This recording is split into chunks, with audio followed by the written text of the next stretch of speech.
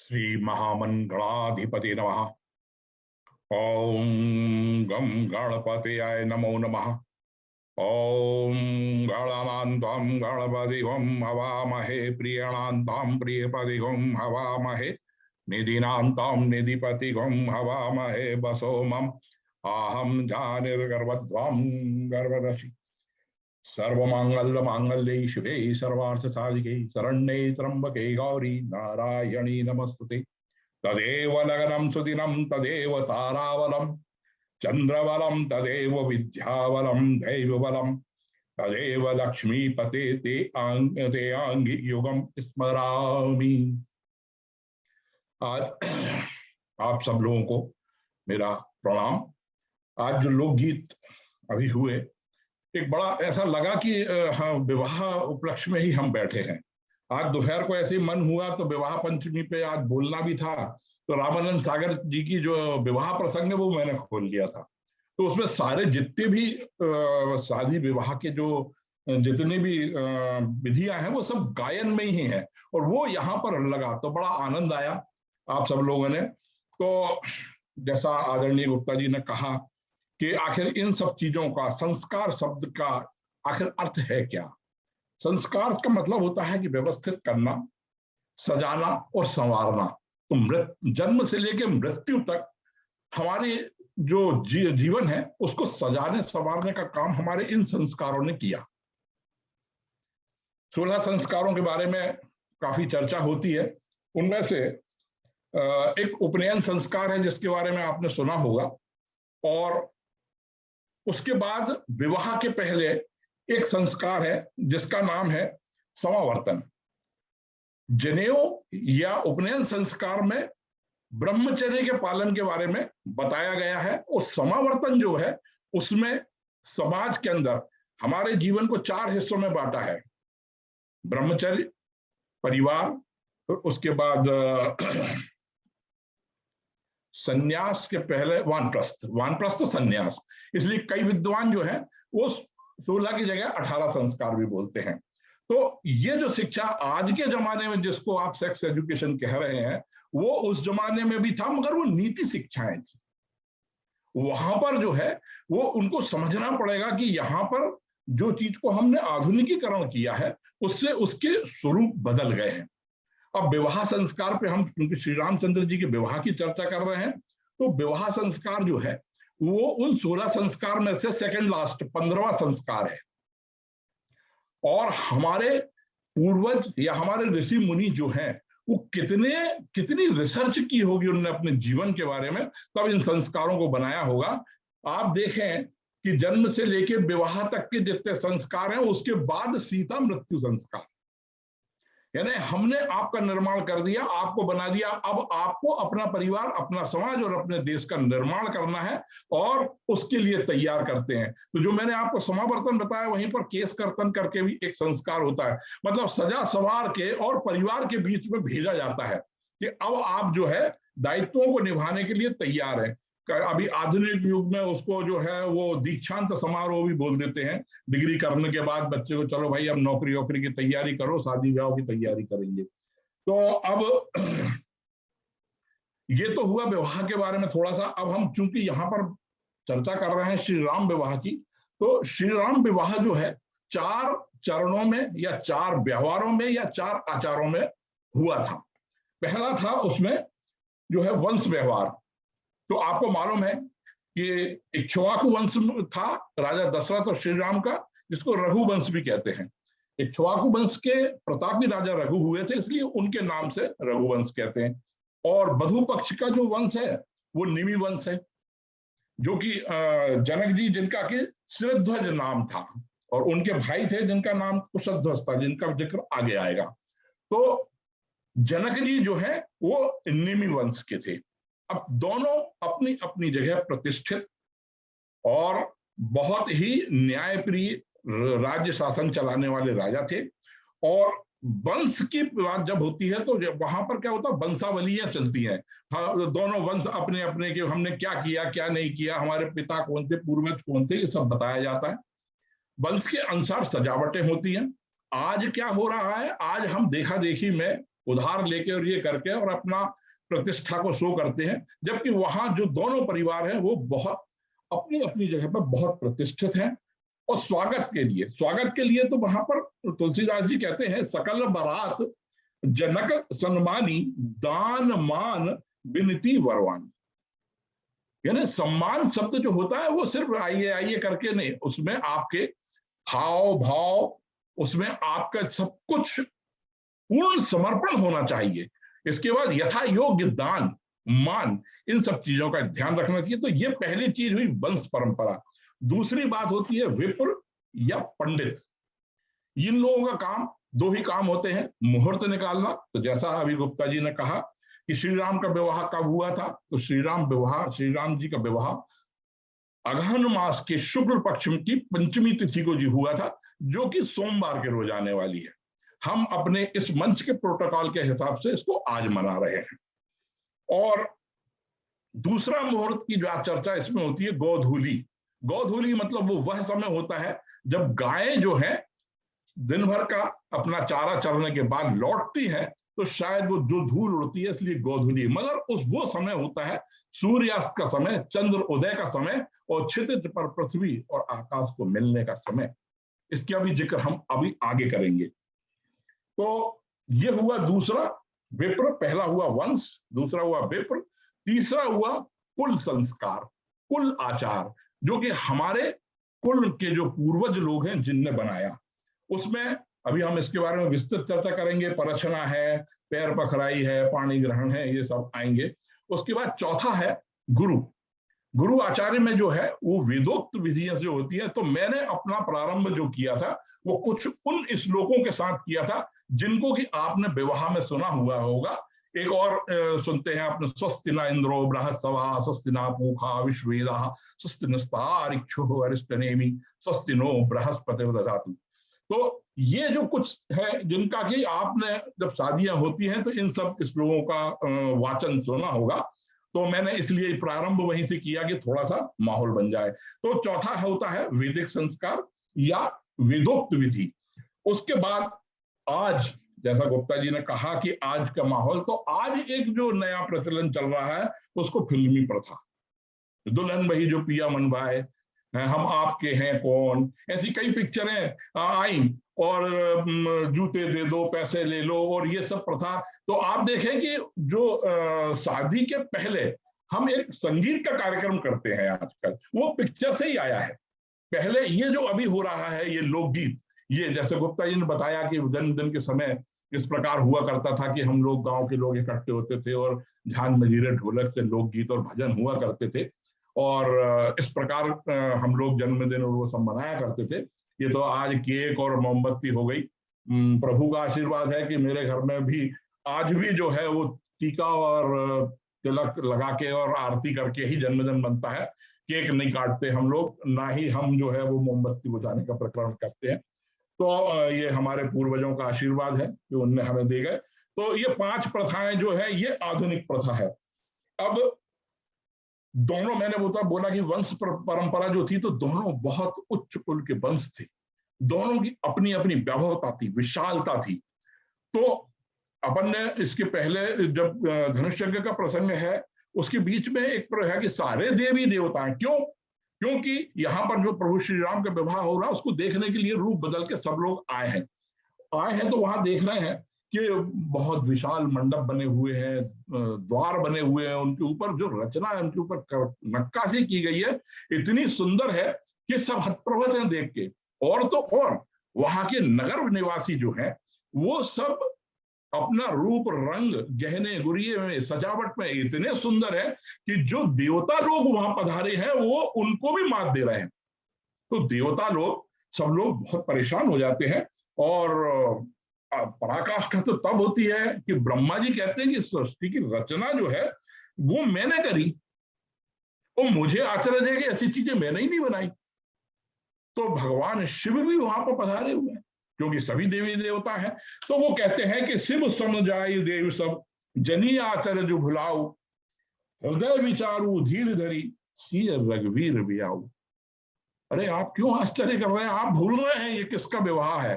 ये प्रभु श्री राम, परमात्मा श्री राम परम सत्य प्रकाश रूप, परम ज्ञानानंद स्वरूप का विवाह है। माँ आदि शक्ति सीता जगत जननी भवानी की शादी हो रही है। इसमें आश्चर्य करने की बात नहीं है, यहाँ कुछ भी हो सकता है, जिसकी आप कल्पना नहीं कर सकते हैं वो भी हो सकता है। तो जब विवाह आगे बढ़ता है तो अभी हमने गोधूली बिल का जिक्र किया, तो जैसे ही समय होने लगता है, बारात जो है द्वार के ऊपर आती है। और बारात जब द्वार पे आती है तो नाच गाना और सब कुछ होता है।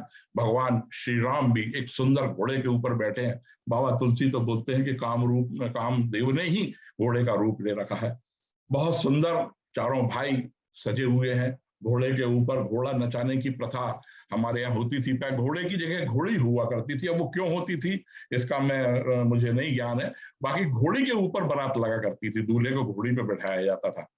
तो सब चल रहा है, इसी बीच में बारात के जो है अमोनी समोनी या जिसको द्वाराचार कहते हैं, वो एक बहुत ही अच्छी परिपाटी है। और उसमें क्या हो रहा है कि जो वर पक्ष के लोग हैं उनका स्वागत वधु पक्ष के लोग कर रहे हैं। और अमोनी समोनी का मतलब एक दूसरे से मिल रहे हैं। अब मिलने का ढंग देखिए कि वर के पिता और वधु के पिता आपस में मिल रहे, वर के मामा वर के वधु के मामा, वर के चाचा, इसलिए इसको अमोनी समोनी किया। एक दूसरे का परिचय हो रहा है। वहां से बारात के दो हिस्से हो जाते हैं। एक हिस्सा स्वागत कक्ष में चला जाता है, जहां पर भगवान जो जनक जी हैं वो यथा योग्य सबका स्वागत करते हैं, सबको वहां बिठाते हैं। दान मैंने बताया था, जैसे दान मान विनती विनय आग्रह अनुनय, उससे सब लोगों को जो है वो जो उचित उनका सम्मान है वो प्रदान कर रहे हैं। और इधर दूल्हे को जो है वो द्वाराचार के लिए लेके आया जा रहा है। तो मैंने जो गोधूली वेला की आपको कही, उसमें मिनट और सेकंड का भी ध्यान रखा जाता है। तो मैं जब ये तैयारी कर रहा था तो मुझे अपने विवाह का याद आ गया कि डिफेंस का आदमी हूं मैं, तो आप समझते होंगे कि मेरी बारात में क्या क्या लोग, कौन कौन लोग थे। तो व्यवस्था पूरी कर दी गई। मार्शल उस समय भी हुआ करते थे कि भाई देखना, सबका ध्यान रखना, अगर कोई गड़बड़ करे तो होशंगाबाद का रहने वाला हूं, उनका नर्मदा जी में डुबकी दे देना तो सब शांत हो जाएगा। तो नाच गाना बहुत, वो नागिन का डांस और ये और वो बड़ा दम चल रहा था, बहुत जबरदस्त। इसी बीच में जो है पिताजी जो है आए पीछे से जम के उधर से, और घोड़े की जो है उनने वो पकड़ी और आगे सीधे गेट पे लेके। आप सब चल दोस्त लोग वगैरह, अरे पापा जी जो डांस तो कर ले, तो नहीं नहीं नहीं नहीं नहीं, बिल्कुल समय अगर हो रहा है और दूल्हे को जी लिए द्वाराचार के लिए ले जाएंगे। तो इतना ध्यान रखा जाता था, ये डांस वांस ये सब होता रहेगा अलग। अब द्वार के ऊपर जब दूल्हा पहुंचता है तो एक प्रथा होती है परछना। परछना जो होता है वो एक आत्मीय संबंध जोड़ने से बात है, स्वागत से बात है, उसको ये दर्शाना है।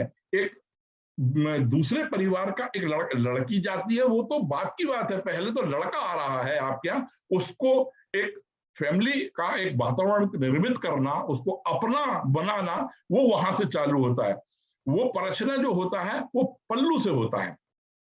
हर जगह अलग अलग प्रथाएं हैं, सूपे से, कहीं मुदगल से, कहीं कुछ अलग अलग, मगर उसमें साथ में पल्लू लगाया जाता है। ये वो पल्लू है जिससे हम हाथ भी पहुंचते हैं, आंसू भी पहुंचते हैं, और कभी अगर डर लगता है तो उसमें छुप जाते हैं। और डांट अगर जब पड़ती है पिताजी की तो उसी पल्लू में छुपते हैं। ये प्रेम स्नेह मातृत्व का पल्लू है। और उसको लगा के सुनैना जी जो है, सीता जी की जो माँ है, वो कहती हैं कि अब इस परिवार में आप भी एक सदस्य हो गए, आप भी मेरे बच्चे जैसे हैं, मैं भी आपको वही प्यार स्नेह दुलार दूंगी जो मैं अपने बच्चों को देती हूँ। ये है परछना। उसके बाद जो है भगवान श्री राम को मंडप में ले जाया जाता, अभी गाना भी जो गाया था उसमें भी ये प्रसंग था। तो भगवान श्री राम जब मंडप में आते हैं तब तो वहां पर जो है भगवान श्री राम बैठते हैं। वशिष्ठ जी जो है वो, शतानंद जी जो है वो गुरु हैं जनक जी के, और वशिष्ठ जी जो गुरु हैं वो है दशरथ जी के। शतानंद जी को बोलते हैं कि समय हो रहा है, शतानंद जी वधु को बुलाया जाए।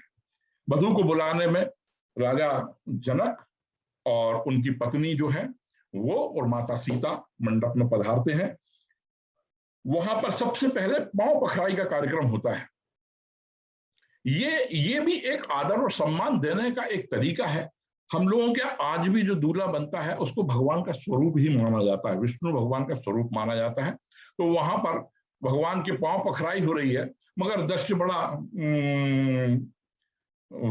देखने लायक हो जाता है जब राजा जनक ठिठक जाते हैं, तो उनके मन में वो ख्याल आ जाता है। तो इसी मंच से रामकोन के ऊपर आदरणीय गुप्ता जी ने जब बोला था, तो मुझे याद है एक बात बोली थी कि भगवान श्री राम भगवान के रूप में सिर्फ एक ही बार दिखे हैं, वो है अहिल्या के उद्धार के समय। वो जनक जी को याद आ जाती है जब पांव पखराने लगते हैं। और यदि आपको याद हो तो धनुष में बरवाना के समय भी ये प्रसंग माता सीता के मन में भी आता है, जब वो उनके चरण पखाड़ती है, चरण स्पर्श करती हैं। तो इस प्रकार चरण पखारे जाते हैं। चरण पखारने के बाद जो है वो उसको पैर पखराई की प्रथा बोलते हैं। पैर पखराई के बाद जो है दूल्हा और दुल्हन आमने सामने बैठ जाते हैं। अब जब बैठ जाते हैं तो राजा दशरथ कन्या दान करते हैं। यहां पर अगर आप, बहुत समय नहीं है, अपन बहुत डिटेल में नहीं जा सकते। राजा दशरथ कहते हैं कि मैं अपने वंश वृद्धि, अपने कुल सम्मान के लिए आपकी लड़की की को मांगता हूं, कृपया दे दीजिए। और यहाँ जनक जी कहते हैं कि मैं तो आपको दान कर रहा हूं। सर्वश्रेष्ठ दान कन्यादान माना जाता है। उसके बाद हथलेवा का कार्यक्रम, तो जैसे मैंने आपको बोला था कि विप्र और पंडित मुहूर्त की जो बात हुई थी, अब ये वो समय है, गोधूली बेला का समय, जहां पर सूर्य, चंद्रमा, पृथ्वी और क्षितिज, क्षितिजल पावक गगन समीरा, 5 तत्व, एक तत्व की कमी है, वो है जल। तो जल के पात्र में भरकर हथलेवा का कार्यक्रम होता है। इस कार्यक्रम में बीच में एक अंतरपट होता है। आज मैं इसकी चर्चा करूंगा तो ये हास्यास्पद होगा, या ये लोग बोलेंगे कि कपोल कल्पित सी कहानी होगी। क्यों? कि वो राम और सीता पहली बार निगाहों से निगाहें मिलाएंगे और पहली बार उनका आपस में स्पर्श होगा। उसके बीच में एक पर्दा डाला हुआ है। जैसे ही समय होता है तो वो जो मैंने बोला था कि विप्र और पंडित जो है वो बैठे हुए रहते हैं, तो पृथ्वी शांति, रापा शांति, औगर्या शांति, वनस्पत्या शांति, सर्वेभ्यो सर्वदेवेभ्यो शांति के बाद एक शब्द बोलते हैं, बाजा बजंत्री सावधान। अब ये देखिए, वहां बस जैसे ही उनने बोला, दोनों के हाथ मिला दिए जाते हैं और बहुत जोर से नगाड़े और शंख सब बजने लगते हैं, और ये पाणी ग्रहण संस्कार हो जाता है। पाणी ग्रहण वह संस्कार है जिसमें आपस में एक सुचालक के साथ दो शक्तियों के हाथों का मिलन हो रहा है। एक दूसरे की शक्ति, एक दूसरे को देख रहे हैं, मिल रहे हैं। ये एक बड़ी वैज्ञानिक दृष्टिकोण मैं मानता हूं इसको। आज समय परिवर्तित हो गया है, आज लिव इन रिलेशनशिप की बातें होने लगी हैं, तो इन सब चीजों की जो है प्रासंगिकता शायद इस जमाने में वो खत्म हो गई, मगर उसकी कल्पना कीजिए कि वो समय, और मैं ऐसा समझता हूं कि उस जमाने के जो लोग हैं उनके संबंध आज की अपेक्षा ज्यादा सुदृढ़ और ज्यादा एक दूसरे को समझने वाले हैं।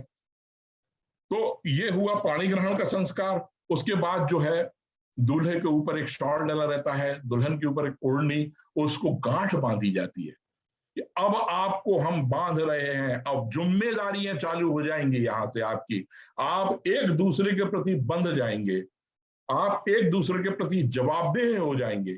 वहां गठजोड़ की प्रथा होती है। उसके बाद अग्नि को साक्षी रख के सप्तपदी होती है। भगवान श्री राम और सीता, जैसे अभी उसमें भी देखा अपन ने भजनों में कि जहां प्रभु श्री राम, सुंदर मंडप बना हुआ उसकी, तो जहां प्रभु श्री राम और माता सीता बैठी हो जिस मंडप में, वो जो फेरे लग रहे हैं, उसकी आंख मूंद के सिर्फ आप कल्पना कर सकते हैं कि वो दृश्य कितना मनोहर होगा। इसमें भगवान श्री राम जो है 4 बार आगे रहते हैं, माता सीता 3 पीछे रहती हैं, और 3 बार माता सीता आगे होती हैं, भगवान राम पीछे होते हैं। ये जो है एक प्रथा जिसके अनुसार जो है यहीं पर जो है 7 वचनों की बात भी होती है।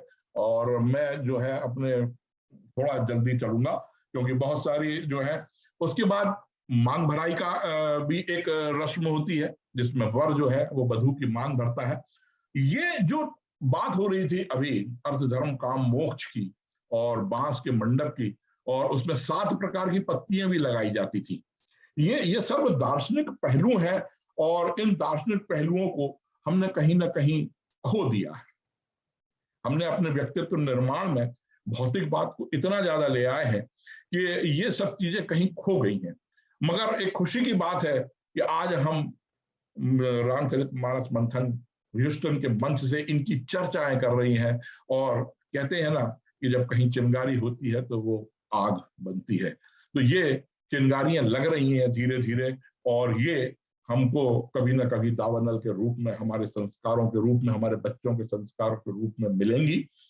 इन इन परिचर्चाओं और इन सब का सबसे अच्छा मतलब जो होता है वो यही है।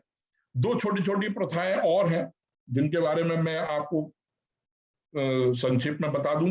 एक कुहावर है। तो जैसा मैंने आपको बोला था पहले कि एक वैदिक विधि होती है, या जिसको गुरु विधि बोलते हैं, उसमें हम जो है मंडपाच्छादन की एक प्रक्रिया होती है जो कि पूरी की पूरी वैदिक प्रक्रिया होती है। उसमें हम दो काम करते हैं। अगर रामायण में भी देखें तो वहां पे भी आया है नंदी श्राद्ध कर जात कर्म कीना, ऐसा कुछ एक आया है राजा दशरथ जो है। तो ये जो नंदी श्राद्ध की जो बात वहां पर की गई है, हम हमेशा अपने यहाँ जब कोई भी शुभ कार्य होता है अपने पूर्वजों को याद करते हैं, उनका उपकार मानते हैं, उनको धन्यवाद देते हैं कि आपने इस शुभ अवसर को हमारे पास लेके आए। और दूसरा, हमारे कुल देवी और देवताओं का आवाहन करते हैं कि आप आइए और हमारे कार्य को अच्छे से पूर्ण करिए। शादी जब पूर्ण हो जाती है तो यहाँ पर एक कुहावर शब्द आया है, उसका मतलब है कुल देवी या देवता का स्थान, जिसको हम मंडप के समय स्थापित करते हैं। एक अलग से कमरा होता है, उसमें वर वधू को ले जाया जाता है। वर वधू को ले जाकर उन कुल देवी देवताओं को आशीर्वाद दिलाया जाता है। हमारी प्रथाएं जो है बहुत बहुत ही वैज्ञानिक ढंग से बनी हुई थी, मगर दुर्भाग्यवश उनकी कभी चर्चाएं नहीं हुई, उनकी कभी विवेचनाएं नहीं हुई, तो लोगों को उनके समझ में नहीं आया। एक संबंध है जिसके बारे में मैं चर्चा करूंगा, भाभी। आज दूषित हो गया हो भले चाहे, मगर भाभी जो है वो बहन, मां, भुआ, हर रोल को निभाती थी। तो वो ही होती थी जो शादी में जो है वधू को या वर को जो शादी की जो प्रथाएं हैं उन सब चीजों को समझाया करती थी। तो इसमें एक जो है एक लहकोर शब्द आया है। लहकोर यानी कोरा कोरी, यानी दूल्हा दुल्हन एक दूसरे को खिलाते हैं। वो जो एक प्रकरण होता है, वो एक समय होता है, वो एक दूसरे का परिचय का समय होता है, और साथ में वहां पर भाभीियों का भी रोल होता है। तो अब यहाँ कौन है? माता पार्वती और सरस्वती जी, क्योंकि भगवान श्री राम, माता लक्ष्मी, माता सीता की शादी हो रही है।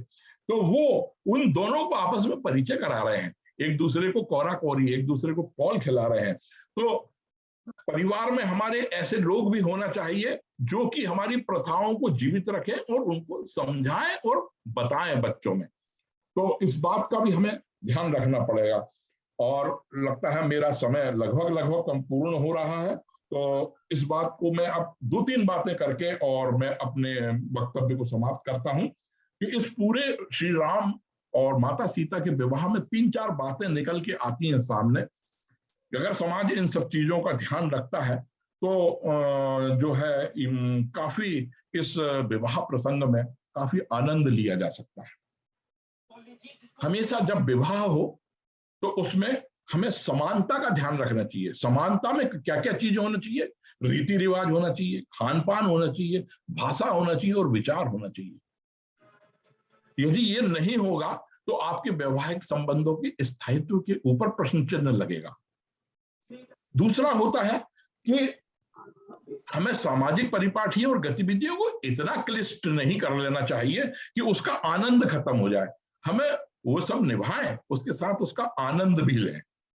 दूसरा होता है कि लोकाचार, रीति या अनुष्ठान है वो प्रतिष्ठा के विषय नहीं बने। जैसे मैंने अभी चर्चा करी थी कि वो फिल्मी प्रथा में तो वो पैसे दे दो, जूते ले लो, तो वो एक आज भी कई बार ऐसा देखने में आता है कि वो वधू पक्ष और वर पक्ष के बीच में एक विवाद का कारण बन जाता है। उसको मजा दीजिए, एंजॉय कीजिए उसको जो रीति रिवाज है उनका आनंद लीजिए। वो प्रथाएं बनाई गई हैं, आपस में परिचय के लिए बनाई गई हैं, उसी हंसी ठिठोली के लिए, तो उसमें प्रतिष्ठा जो है वो बीच में ना आए। ये कई बार चर्चा हो चुकी है कि सम्मान में जो है आदर, दान, मान, प्रशंसा ये सब शामिल होना चाहिए। इसके बाद एक विशेष बात कह के मैं अपनी बात को विराम देता हूं कि यहां पर जो है माता सीता कि जब विदाई के समय पिता जनक और माता सुनैना सीता जी और उनकी बहनों को जो है वो शिक्षा दे रही हैं कि अब आप नए घर में जा रही हैं, आपके क्या कर्तव्य रहेंगे, आप वहां क्या करना है, क्या नहीं करना है। वर्तमान समय में मैं ऐसा समझता हूं कि कहावत है कि पूत के पांव पालने में दिख जाते हैं, तो हम सबकी जिम्मेदारी बनती है कि पुत्रों को भी उतनी ही शिक्षा देने की बहुत ज्यादा जरूरत है कि वे जो है हमारे संस्कारों को, आदर को, इन सबको निभाएं। और हमने तो ये मान लिया, हाँ, अगर भगवान राम जैसे अगर पुत्र हैं तो दशरथ को शिक्षा देने की जरूरत नहीं पड़ी, मगर आज के युग में भगवान राम नहीं है। इसलिए हर माँ बाप का ये नैतिक दायित्व बनता है कि अपने पुत्रों को भी पुत्रियों से ज्यादा शिक्षा दें, जिससे कि जो पुत्र है वो अपनी सीमाओं को ना लांघे। महिलाओं के लिए तो बहुत सारी शिक्षाएं और सब कुछ देने के लिए बहुत लोग खड़े रहते हैं, मगर पुरुषों को शिक्षा देने के लिए या पुत्रों को शिक्षा देने के लिए समाज को आगे आना पड़ेगा। तभी ये जो विवाह प्रथा है, जिसमें कि आज अभी भारत के लोग जानते होंगे विगत 15 दिनों से एक प्रकरण, श्रद्धा प्रकरण चल रहा है। तो ये सब जो है सजाने संवारने संस्कार जिनको बात करते हैं उन सब की गलती है। जो मैंने कहा कि आप जो है रीति रिवाज, खान पान, वेशभूषा, इन सब का ध्यान रखें अगर संबंध बनाने में, तो इस प्रकार की गलतियां नहीं होंगी। और इतना कहकर मैं सबको नमस्कार करता हूं। धन्यवाद।